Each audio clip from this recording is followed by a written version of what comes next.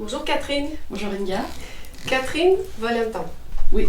Quand je t'ai rencontrée pour la première fois, tu faisais les kimonos dans ton atelier Oui. en tant que couturière sur mesure. Oui. Et ton challenge c'était de commencer l'activité digitale et commencer à vendre sur le site les pièces qu'on peut commander sur le site. Tout à fait. Ouais. Alors, je souhaitais par cette interview que tu expliques un petit peu ton parcours, comment déjà tu as commencé à coudre et faire les kimonos, pourquoi kimono, et comment s'est passée ton activité une fois que tu es chez M Fashion, qu'est-ce que tu as mis en place et comment ça fonctionne aujourd'hui. Il y a beaucoup de questions, mais on commençait par les premières questions. Alors Catherine, est-ce que tu peux me raconter ton parcours avant que tu commences la nouvelle aventure dans la mode? Mon parcours avant la mode.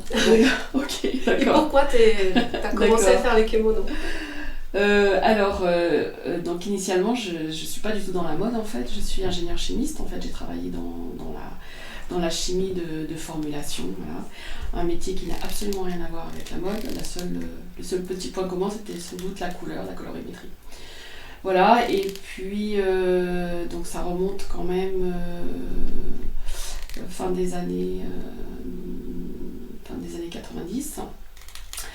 Et à la naissance de mes filles, en fait, je me suis dit que j'avais envie de faire autre chose. J'avais envie de pouvoir m'occuper de mes filles, pouvoir faire ce que j'avais envie de faire, pouvoir donner davantage de sens à mon travail, en fait. Voilà, j'ai toujours eu envie d'être entrepreneur. Et puis j'ai commencé la couture sur la table de ma salle à manger, quoi, en fait. Voilà. Donc, tu commences par laisser ton job et te dire que tu peux coudre. Oui. D'abord, tu commences avec tes filles. Voilà. Et puis, à un moment donné, tu m'as raconté déjà un petit peu ton histoire. Tu disais qu'il y a des voisines ou une voisine qui t'a dit « Allez Catherine, on y va ». On y va, exactement. Elle m'a dit « Il faut que tu fasses quelque chose avec ce que tu me montres. Là, t'as de l'or dans les mains. Il faut que tu en fasses quelque chose. » Donc, je me suis dit, ok, pourquoi pas. Et puis, les choses, elles se sont faites au fur et à mesure. Je me suis formée. Au stylisme, au chambre syndicale de la couture. Je me suis formée également à Sub de Mode à Lyon. J'ai fait de la corsetterie, en fait, pour faire de la robe de mariée. Mon objectif, c'était de faire du sur-mesure. Donc, j'ai exercé ce métier de sur-mesure autour de la robe de mariée, de manteau, enfin voilà. Toujours avec du conseil en fait. Quand je rencontrais mes clientes, j'étais pas la couturière de quartier à qui on amène son tissu, J'étais vraiment le métier de couturière, mais dans son ensemble, c'est-à-dire je créais les modèles, j'achetais mes tissus que je proposais à ma clientèle. Mais à quel moment tu as switché sur le kimono ? Eh bien, à un moment donné, j'ai eu envie de m'intéresser à cette pièce iconique du Japon. J'étais assez passionnée. J'étais très passionnée par la mode des années 20 aussi, avec des créateurs comme Madeleine Lyonnais, qui n'est pas très connue. Cette mode des années 20 où il y avait Paul Poiret qui travaillait cette pièce. Bon, je n'aimais pas trop Paul Poiret, mais voilà, j'étais passionnée par des pièces simples et hyper élégantes en fait. Voilà. Et très bien. Alors, tu commences ton activité en étant seule dans ton atelier de couture. Oui. Tu n'avais pas forcément la vision d'une marque à l'époque, donc ça restait quelque chose qui très artisanal. Voilà, très artisanal. Ouais. À quel moment tu décides, ça y est, c'est bon, il faut que je passe le cap, et comment tu as commencé à construire ta marque? Alors, le cap, il a été... j'ai pris conscience après avoir exposé dans un salon à Paris du Made in France, qui a été très formateur pour moi parce que il n'a pas marché à la hauteur de mes attentes, et là j'ai compris que la dimension marketing était très très importante et j'avais complètement occulté cette dimension-là. J'étais un peu allée la fleur au fusil, je me disais waouh, c'est génial, j'y vais, je vais montrer mes beaux kimonos, etc. Et quand je suis revenue, je me suis dit il faut que je trouve comment me former, comment prendre Comment raconter ton histoire? Comment raconter mon histoire? Qu'est-ce que ça veut dire faire du marketing en fait? Qu'est-ce que ça veut dire? Et j'en avais une image plutôt négative, plutôt une image de le marketing c'est raconter des trucs pour tromper un peu le consommateur et puis pour vendre. Pour vendre, voilà c'est ça. Et donc j'ai fait quelques formations jusqu'à ce que je trouve sur Instagram une de tes publicités. Et voilà, j'ai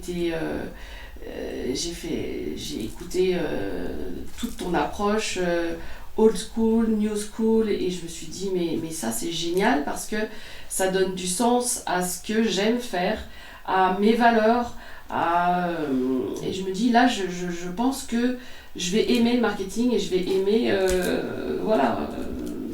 parler de ce que je fais et pouvoir aller plus loin et les vendre sur internet, c'était ça le but. Effectivement, moi ce que je explique à chaque fois aux créateurs, ce qui compte c'est l'authenticité. Oui. Aujourd'hui dans l'économie actuelle, on ne veut plus des marques froides, glaciales, on veut créer une relation avec la créatrice.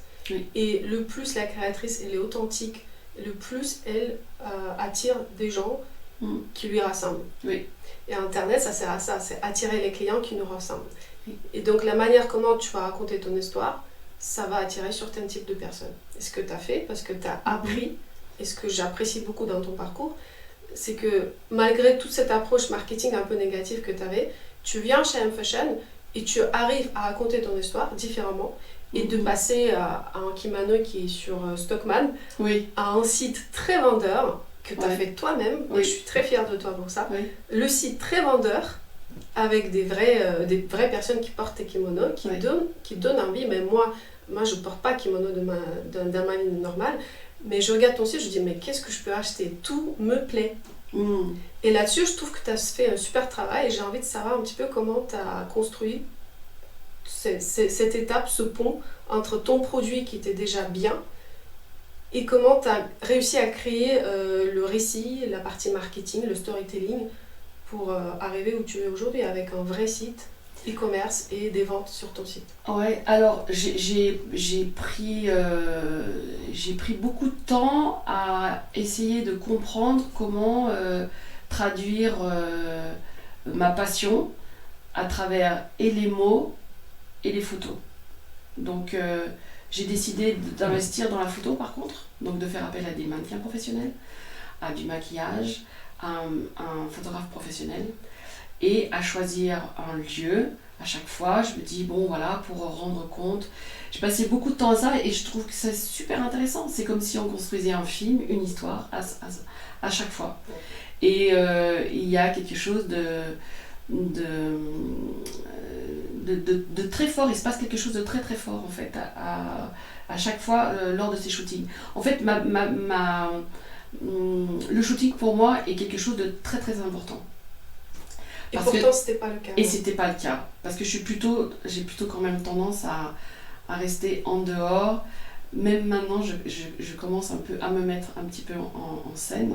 C'est pas quelque chose qui est facile pour moi, mais je trouve ça très intéressant. Et les personnes, elles ont besoin de se projeter, elles ont besoin de voir le vêtement bien porté, comment est-ce qu'il est porté, les détails de photos, tout ce que je peux expliquer quand j'ai quelqu'un dans ma boutique à qui j'explique.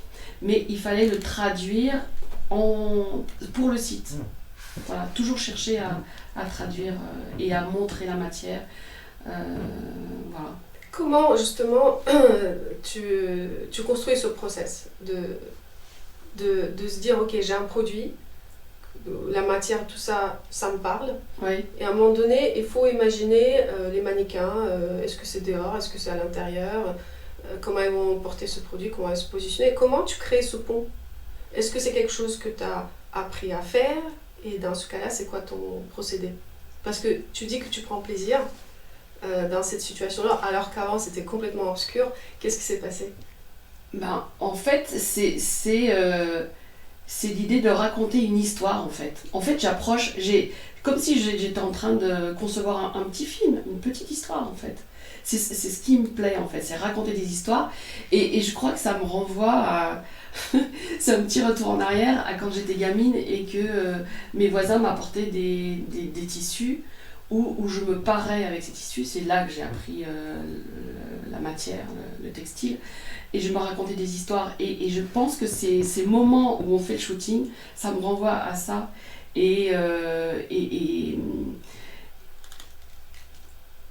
Ouais, voilà. En fait, ce qui compte pour toi, c'est vraiment quand tu es dans le présent, quand tu vois le mannequin c'est ça. bouger, que le photographe il capte les images, là tu dis ok, là je sens que l'histoire c'est ça, bien racontée. Elle est bien racontée. Et après, on a aussi un travail avec le photographe, c'est-à-dire que je lui explique, j'aimerais qu'on voit le kimono sous cet angle-là. En fait, ce que j'essaye de traduire, c'est comme le kimono ne fait pas partie de notre culture. Ouais. Moi, ce qui m'importe, c'est d'essayer de montrer aux gens qu'elles peuvent s'ouvrir à un autre produit, à de la différence. Qu'on peut le porter au quotidien. Qu'on peut le porter au quotidien, c'est ce qui m'importe. Qu'on peut le porter au quotidien, que tout le monde peut le porter au quotidien. Et c'est à travers la photographie qu'on va le montrer. Et que c'est pratique surtout. Que c'est pratique à porter, voilà. Et puis voilà, que c'est élégant, que c'est raffiné, et qu'on n'est pas guindé, en fait, on se sent pas guindé, on se sent pas déguisé. Donc c'est un petit peu tout ça que j'essaye de mettre en photo, soit à l'intérieur d'une maison, soit en extérieur, soit dans la rue, soit... Voilà.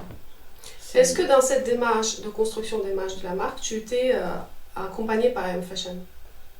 Ah oui, bien sûr. Oui, tout à fait. Comment cet accompagnement s'est déroulé?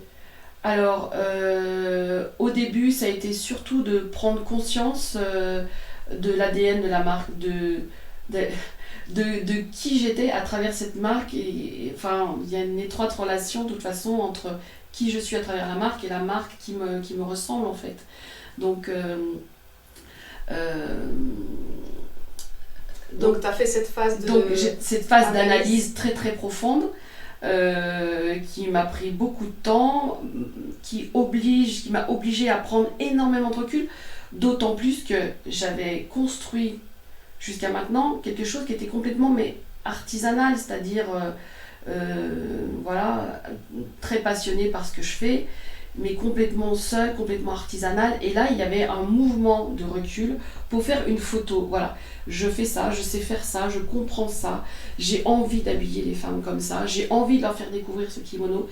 Il y avait tout ce travail-là en amont, qui m'a pris beaucoup de temps, mais que j'ai jamais regretté parce que c'est une vraie base très solide sur laquelle je m'appuie pour communiquer et qui donne de l'assurance en fait. Qui donne vraiment de l'assurance et pour moi-même et pour les femmes qui désirent faire le pas d'essayer le kimono.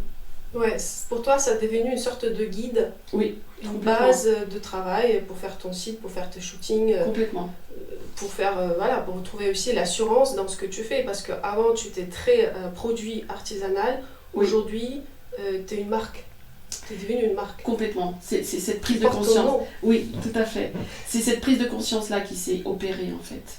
De passer... Quand on est artisan, on n'a pas conscience d'une marque. Mais de passer à un statut de marque, ça, c'est quelque chose qui est extrêmement fort et qui est important pour pouvoir vendre sur le digital, quoi. Ouais. Et ça, ce déclic, je ne sais pas si tu peux te rendre compte à quel moment tu t'es rendu compte que tu es légitime de faire ça et que tu peux raconter des histoires, alors qu'avant tu disais ah non, marketing c'est pas mon truc. Non, ouais. Est-ce qu'il y avait un déclic ou quelque chose qui t'est arrivé où tu peux dire ok, à ce moment-là je me rappelle, je me suis dit que je peux le faire? Alors le déclic ça a été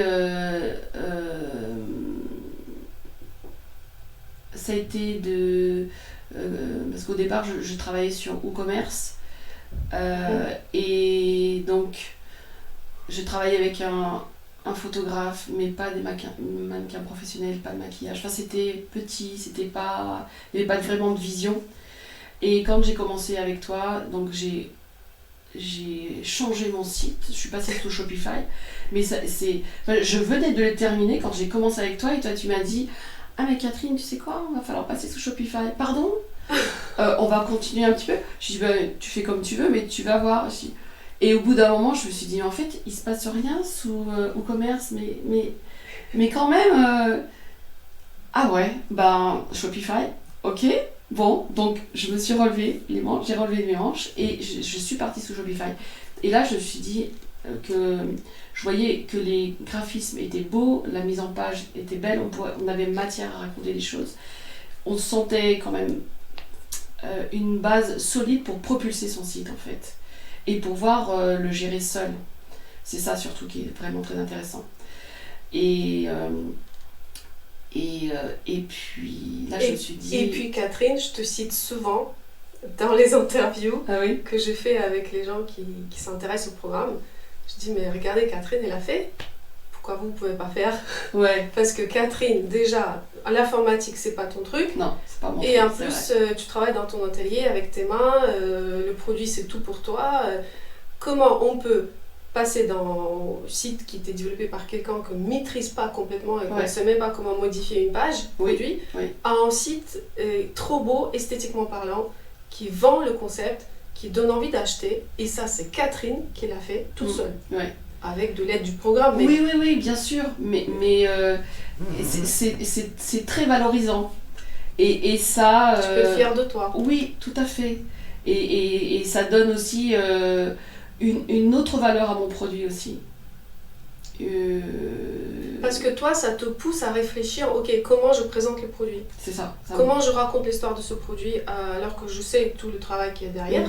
Mais comment je peux me mettre dans la peau du client et lui raconter l'histoire pour que lui il puisse aussi adhérer à mon histoire. C'est ça. Et le fait que tu es toute seule derrière ton site, ça te pousse à aller chercher les arguments, les images. Oui, parce qu'on cherche toujours à mieux écrire, à choisir le bon mot, et à être incisif aussi, c'est-à-dire à être clair, à être précise dans le vocabulaire qu'on utilise, les angles de photo,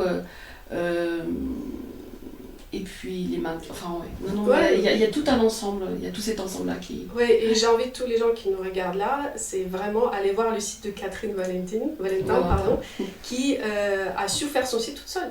Et le site, elle est très beau et ça donne envie. Voilà.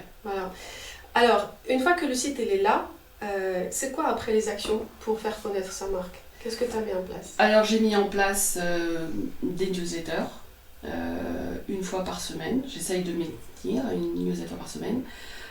Donc, j'explique les produits, j'explique la couleur, les motifs. Enfin, j'explique tout ce qui fait partie de ma marque. Donc, il y a toujours j'apprends les call to action, mettre, avec Omnisend. C'est vraiment une application qui est absolument géniale, je trouve. J'adore travailler les newsletters.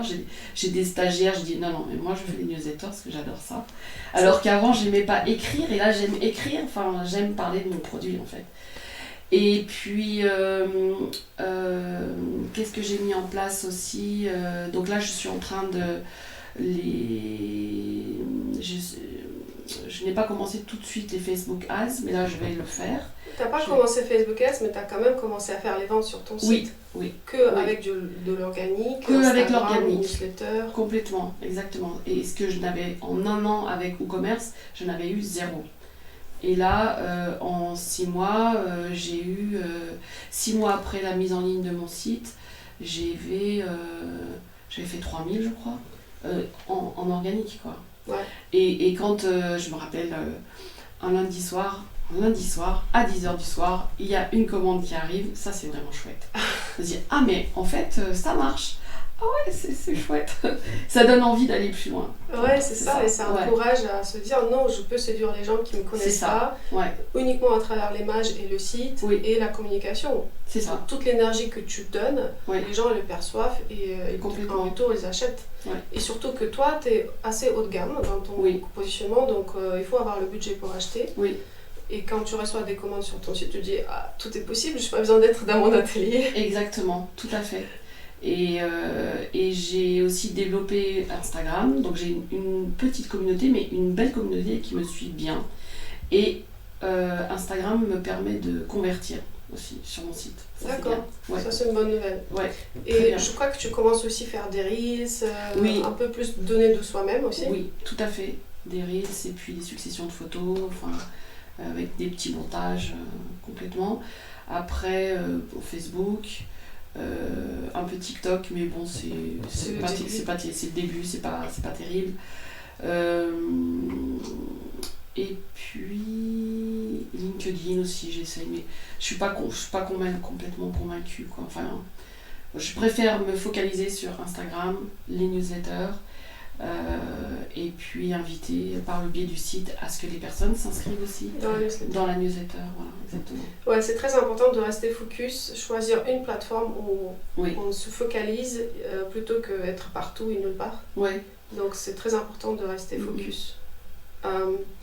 Très bien. Et est-ce que, comment justement ta marque, on a essayé de dire déjà tout ça, il y avait beaucoup d'évolutions, mais si tu dois un peu synthétiser tout ça, qu'est-ce que le programme I Am Fashion t'a apporté? Alors le programme I Am Fashion m'a apporté de la confiance, prendre confiance en moi, et puis de l'autonomie en fait, très important. Autonomie, confiance, et puis une certaine joie, quoi, de travailler avec tes modules et avec l'école, donc pouvoir échanger, avoir des retours, c'est très très important ça. Tu sens que comme s'il y a une vraie présence d'un coach dans ta vie, quoi. T'es pas seule derrière les modules à faire les choses. Ouais. Et puis après il y a le groupe Facebook qui est aussi très important, où on voit un peu ce que les questions posées, les réponses qui sont faites, et donc on peut s'approprier aussi des réponses, dire ah tiens ouais ça c'est intéressant, j'avais pas pensé à ça. Ouais, c'est ça ce qui est intéressant avec le coaching collectif, c'est que il y a plein de choses à quoi t'as pas pensé. Oui. Et que ça se passera jamais en point individuel, parce que il y a des choses qu'on récupère dans le groupe. Oui. Et qu'on peut implémenter chez soi sans vraiment savoir que c'était possible. Oui. Et c'est parce qu'il y a cette intelligence collective qui amène une sorte de... Intuitivement, tu dis ok, ça peut marcher aussi pour moi, tu mets en place et ça marche. Oui. Et ça c'est très riche comme connaissance. Oui, c'est très riche, mais c'est vrai qu'il y a eu un moment donné où j'avais un petit peu peur d'une certaine concurrence, en fait. Et alors ? Et parce que je me dis, bon. Et en fait, non, parce que justement, comme on crée notre marque par rapport à ce que l'on est, en fait, on est chacune sur nos rails, nos propres rails. Et en fait, c'est plus de la complémentation que de la concurrence. En fait. C'est très individuel. Voilà. Ouais. Et même s'il y a deux personnes qui se retrouvent dans le programme à faire le kimono, ça reste une expression unique de chacun qui va attirer que la clientèle que tu veux attirer. Oui. Et c'est pas forcément parce que vous êtes toutes les deux à faire kimono que vous parlez de la même manière, que vous faites le même produit, ou que vous adressez au même client. Et je trouve au contraire, il y a tellement de choses que tu peux apprendre avec l'autre et mettre chez toi en place, et que ça permet aussi d'évoluer aussi ton business. Après, ce qui est intéressant aussi, c'est les synergies que tu peux trouver. Tu peux trouver des marques avec lesquelles tu peux collaborer, faire des jeux concours. Oui, ça aussi, jeux concours. Ça, c'est très fort aussi, très cette fort. notion du groupe et tout ce que le groupe peut t'apporter. Jeux concours, ça c'est quelque chose que je vais mettre en place à la rentrée pour travailler la fin de l'année. Voilà. Est-ce que si quelqu'un demain te pose une question par rapport à I Am Fashion, qu'est-ce que tu conseillerais? Est-ce que ça vaut la peine de venir ou pas? Ah oui, ça vaut vraiment la peine de venir à I Am Fashion, donc dans cette formation I Am Fashion, quand on veut faire de la mode. Parce qu'en fait, j'ai essayé d'autres formations avant, en marketing digital, et en fait, ils ne comprenaient pas mon produit. Ils ne comprennent pas. Et la mode, c'est subtil, c'est tout en subtilité, en finesse. Et donc, je trouve que c'est vraiment essentiel de comprendre l'ADN de sa marque pour pouvoir bien communiquer. Et ça, j'en ai vraiment fait l'expérience. Chaque fois que j'ai parlé avec des gens qui n'étaient pas sensibles à la mode, ne comprenaient rien à mon travail, à ce que je faisais. Ça, c'était évident. Et j'étais vraiment, vraiment très, très contente de découvrir I Am Fashion, parce que là, je me dis, ok, on parle mode. Ouais. On parle de... En fait, c'est quand on veut vendre un produit qui a attrait à l'image, ça devient subtil. Et il faut... on ne peut pas faire n'importe quelle formation de marketing digital. Bien sûr que sans doute, les choses peuvent se croiser, mais c'est l'approche qui est très différente. L'approche mode, très importante. Ouais, ce qui compte, c'est que tu construis cette base qui est la plateforme de marque, l'ADN de marque. C'est ça. Et que tu arrives à t'exprimer, toi, ta subtilité et ton produit à travers l'histoire, le storytelling. Et ça, c'est vrai que si tu sautes cette étape, peu importe le marketing digital, tout ce que tu as appris, c'est ça. Ça va pas servir à grand chose. Ça sert pas à grand chose, exactement. Ouais. Oui, et puis ça permet d'être, je sais pas, moi je le dis toujours, je me dis, d'être aligné, quoi. Voilà, ouais. je fais qu'une avec mon produit, quoi, en fait. C'est ça, c'est ton expression de soi. C'est ça, c'est une expression de soi. Voilà, après, on peut très bien exprimer avec les mains, mais on aura peut-être du mal à exprimer en écrivant et en montrant. Tout à fait. Et c'est ça ce que M-Fashion aussi il apporte, c'est cette vision marque, produit à travers son fondateur. Ouais. Toutes les deux sont corrélées de toute façon. Donc après, il faut savoir retirer un petit peu ce qu'on a à l'intérieur et le mettre sur le papier et commencer à exprimer les choses. C'est ce qui est le plus dur, c'est cette prise de recul, mais qui est tellement intéressante. C'est vraiment intéressant parce qu'ensuite, on a sans arrêt en train de... En fait, la pelote, au début, on trouve pas le fil, et puis après, quand on trouve le fil, ça se déroule, quoi, en fait. Et puis, c'est sans fin, en fait. C'est illimité. On peut toujours aller plus loin. Voilà, tous les jours, tu t'améliores. C'est ça. Ouais. Alors, et Catherine Valentin, dans 5 ans? Dans 5 ans? Oui. Question difficile. Ouais, c'est une question difficile. Pour beaucoup de créateurs, c'est une question difficile. J'y avais pas trop pensé.